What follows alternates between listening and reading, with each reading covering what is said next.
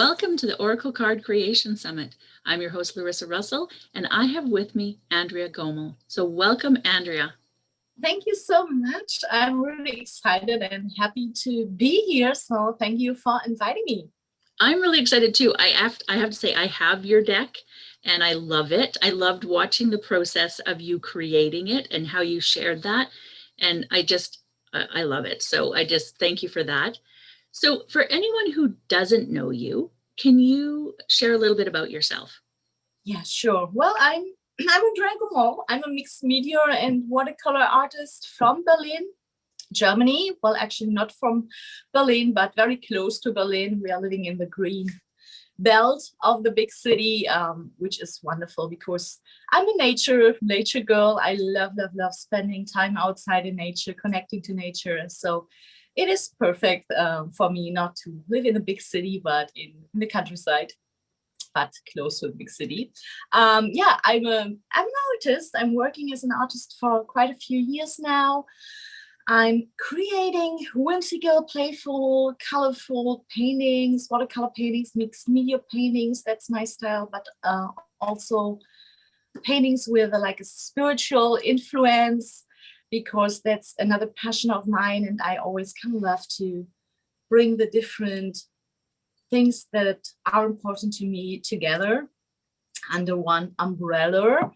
Yeah, I'm teaching online classes, art online classes, because it just fills my heart with so much joy to really share that passion for art and for the creative process with others, and to enable them to dive in themselves and to start to believe in themselves and to gain that confidence and that trust, and to really experience like the benefits of the creative process themselves. So I just totally love that.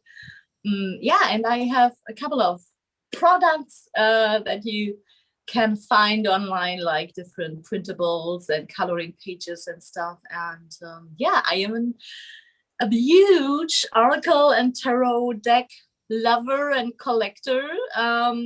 Yeah, created my own oracle deck last year, and that's how I happen to end up here in this summit, I guess. And I'm excited to be here and to share a bit about this with you. Yeah. Oh, I love that. Yes. And like I said, I just love your oracle cards. So hopefully other people will, get a chance to check them out and they'll love them as much as I do. So how do you personally use oracle cards? You said that you love them. How do you use them? Well, I started to love them because I guess because of the artwork, because it just was wonderful to collect beautiful of my favorite artists on like small cards. And yeah, it kind of actually it started. I had my first tarot deck back when I was, I don't know, 12 or 13, and kind of fiddled around with it a bit, but figured back then it was like way too deep and way too much to learn, and so put that aside. But I kind of always slightly came back to it because, again, I've always been like interested in different spiritual things. Yeah, and then a couple of years ago, I found out that there are so many beautiful, amazing, stunning, deep oracle decks out there besides the traditional tarot decks. And ever since then, my collection grew. And yeah, of course, I own many decks, way more actually than I really use, because I own a couple of decks just for the art sake, because I love the artist, I admire the artist, I love the artwork, even though I can't connect to the cards maybe on a deeper level. And then I have some decks that I work with on a regular base, because I really just connect with them on an intuitive level. For me, that's very important, that those cards, I'm not a fan of flipping through pages, through books, pages and pages in the guidebooks. Of course, they are helpful, but for me, a card needs to speak to me on an intuitive level. And that's basically how I use cards, oracle cards, and also tarot cards, mostly intuitively, for intuitive guidance. And I have actually several like little rituals throughout the day or throughout my everyday life, how I incorporate them into my everyday life. Like in the mornings, I actually always pull a morning card. I have kind of oracle decks spread out everywhere, like on my bedside table, on my little altar, and here on my work desk. And in the morning, usually I sit with my cup of tea or my cup of coffee and pull a card, just like the card for the day, to kind of set the mood or the intention for the day, and to kind of dig a little deeper into what the day has to offer me. And then I think it's always like super interesting at the end of the day to kind of check back and see in which areas that energy of the card really like showed up. And sometimes it's like so amazing, and you can't make that up, right? How fitting it is sometimes.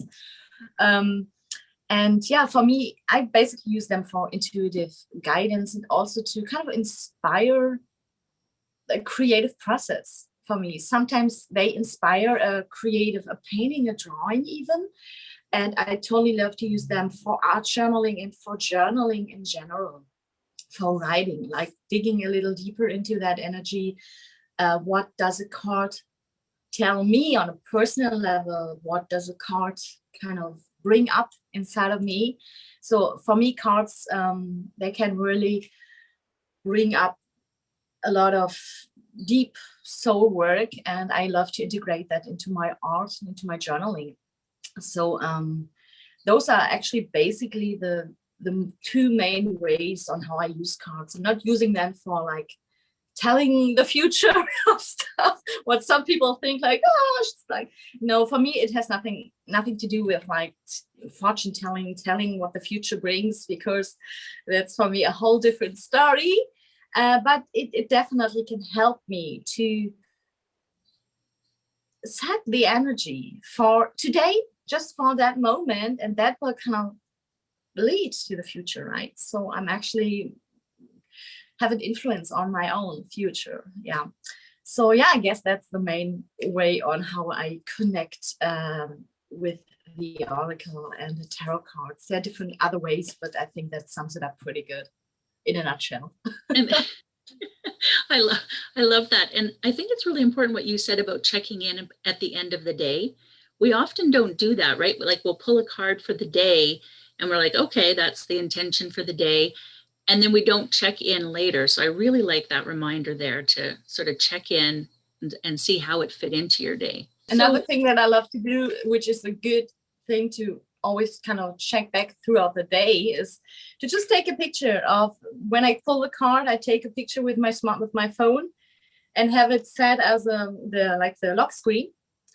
So I have that that message of the card visible throughout the day, and it's like a constant reminder. I mean, we all can check in with ourselves how often we grab our phones throughout the day and we constantly see that lock screen. So this message for the day is kind of constantly present, and you always kind of get that little reminder, oh, today focus on your intuition, whatever, right? That's another thing that I love to do with the cards that I pull in the morning for the day. I love that idea. I love that. I might steal that idea. So what have you personally gained from creating your own cards? What was that experience like? It was, now I can say it was a wonderful experience. To start with, I played with that idea in my head to kind of create my own oracle deck or tarot deck for quite a few years now, but I kind of always pushed it away because it's quite a huge load of work, right? It's not only creating like 2, 3, 4, 5 paintings, but you have to have all those cards, like not even to mention like tarot, the amount of cards, but even with an oracle deck, you need to or should be like around 30, 40 cards at least for it to kind of make sense. So I kind of always pushed it away, but when last year, 2020 came around, I kind of just had that call and had that feeling that the time is right now. So it was my huge project for the year 2020. Yeah, let me just, 20, 20 Corona times making it all crazy. No, 2020 last year. It was my huge project, and I actually planned to bring it to life and into the world by the end of the year, but I was just so hooked. I sat down each and every day, and it was just so much fun. I enjoyed the creative process so much that I think I brought it into the world, or opened the pre-orders in, I think, the beginning of March, I think it was, because I just enjoyed it so much, and I wanted to see it happen, right? Once I got started, once I got fired up, I didn't want to push it away into the future, but to really make it happen and to really like have it in my hands and see how it turns out, right? So the process was amazing for me. I just enjoyed it so much to create and infuse each and every card, each and every message with my drawings, right? Because I could totally decide myself what I want to bring into it. And my intention for the cards was to make them readable on an intuitive level. There's no huge guidebook. I have like a keyword sheet that people can get with the deck and download, but it's just like really keywords that kind of give you little sparks of inspiration. But basically, I think all the cards are readable on a very intuitive level without needing to read a lot of additional content, and that was important for me.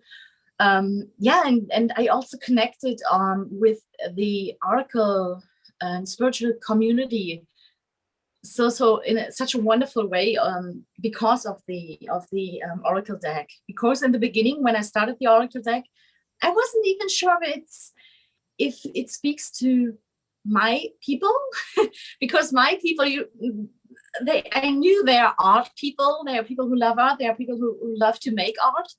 But it took me quite a while to slowly allow this spiritual side to sneak into my public appearance, if that makes sense, right? Because I always different people have different opinions about different things, right? And I'm a person, if something is very sacred, very important to me, I kind of sometimes hesitate to share it with the world because I don't want to argue about it. I don't want to defend anything. You know what? I hope that makes sense, right? So I allowed it to creep into my public image over the time, and I was really surprised how many people were actually interested in oracle cards, in tarot cards, in crystals, in more spiritual connections. So that was another thing that the deck definitely brought me. It paved, for me, the deck paved the way into the area where I wanted to be or where I wanted to go.